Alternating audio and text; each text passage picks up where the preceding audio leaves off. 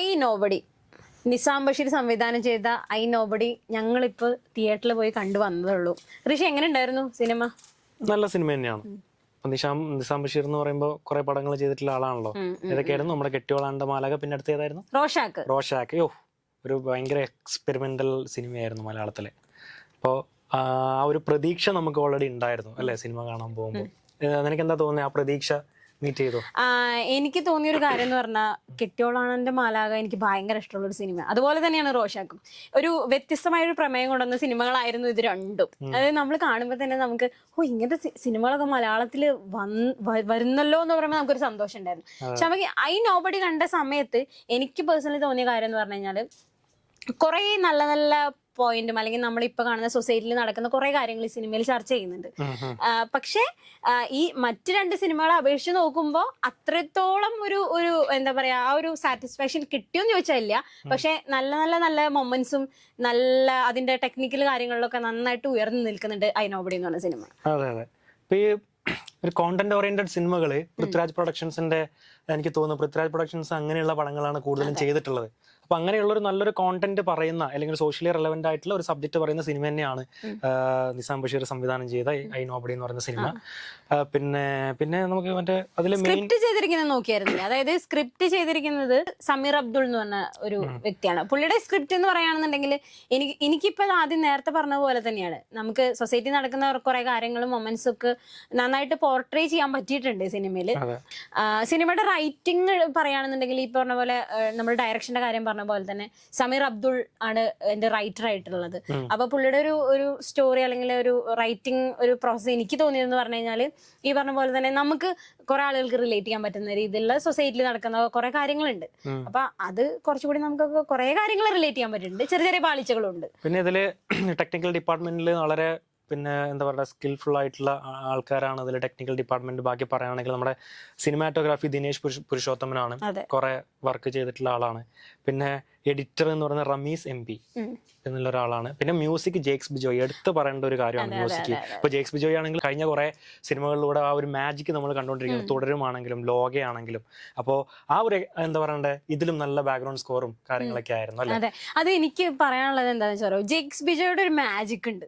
ഇപ്പൊ നേരത്തെ പറഞ്ഞ പോലെ തന്നെ ഈ ലോകയിലും തുടരിലും ഒക്കെ നമ്മൾ കണ്ടതാണ് ആ ഒരു മാജിക്. ആ ഒരു മാജിക് കൊണ്ടുവരാൻ ഈ സിനിമയിലും പറ്റിയിട്ടുണ്ട്. നമുക്ക് ഓരോ ഇപ്പൊ ഫസ്റ്റ് ഹാഫിലായാലും സെക്കൻഡ് ഹാഫിലായാലും ആ ത്രില്ലിംഗ് പാർട്ടിലൊക്കെ എന്ന് പറഞ്ഞു കഴിഞ്ഞാല് ഇങ്ങനെ ആ ബാക്ക്ഗ്രൗണ്ട് മ്യൂസിക് ഭയങ്കരമായിട്ട് ഹെൽപ്പ് ചെയ്തിട്ടുണ്ട്. ആ സിനിമേനെ ഭയങ്കരമായിട്ട് ലാസ്റ്റ് വരെ കൊണ്ടുപോകാൻ, അല്ലെങ്കിൽ ആ ഓരോ ഇപ്പൊ പറഞ്ഞല്ലോ സൊസൈറ്റിയിൽ നടക്കുന്ന കുറെ സിറ്റുവേഷൻസിനെ കാണിക്കുന്ന സമയത്ത് അത് നമുക്ക് കുറച്ചുകൂടി നമുക്കത് കാണുമ്പോൾ അത് എഫക്റ്റ് ആവാൻ വേണ്ടിയിട്ട് അത് ബാക്ക്ഗ്രൗണ്ട് സ്കോർ ഭയങ്കരമായിട്ട് ഹെൽപ്പ് ചെയ്തിട്ടുണ്ട്. അതുകൊണ്ട് തന്നെ ജേക്സ് ബിജോയ് ഇതിലും വിജയിച്ചിട്ടുണ്ട് ശരിക്കും ഐ നോബഡിയിലും. അതെ അതെ. പിന്നെ എന്ന് വെച്ചാൽ നല്ലൊരു താരനിരയാണ് സിനിമയിൽ അല്ലേ.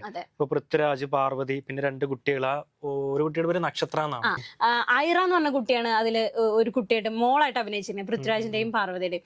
അപ്പൊ ആ ചെറിയ കുട്ടിയുടെ ഒരു പെർഫോമൻസ് ഉണ്ടല്ലോ, ഞാൻ ആലോചിക്കുന്നത് ഈ കുട്ടികളൊക്കെ ഇത്രയും നന്നായി ആക്ട് ചെയ്യണ കാണുമ്പോൾ നമുക്ക് ഭയങ്കര സന്തോഷമുണ്ട്.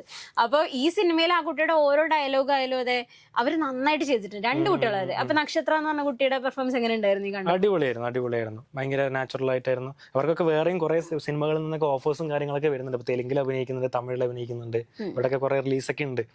അങ്ങനെയാണ് ഇപ്പൊ നേരത്തെ ചോദിച്ചപ്പോൾ പറയാൻ കഴിഞ്ഞത്. പിന്നെ നമുക്ക് വേറെയും കാസ്റ്റ് വിജയരാഘവൻ സാർ ഉണ്ട്, പിന്നെ ഹക്കീം ഷാ, പിന്നെ ആരൊക്കെയായിരുന്നു, നന്ദു ചേട്ടനുണ്ട്. അങ്ങനെ വലിയൊരു താരനിര ഉണ്ട് ഇതില് അടങ്ങുന്ന നല്ലൊരു സിനിമയാണ്.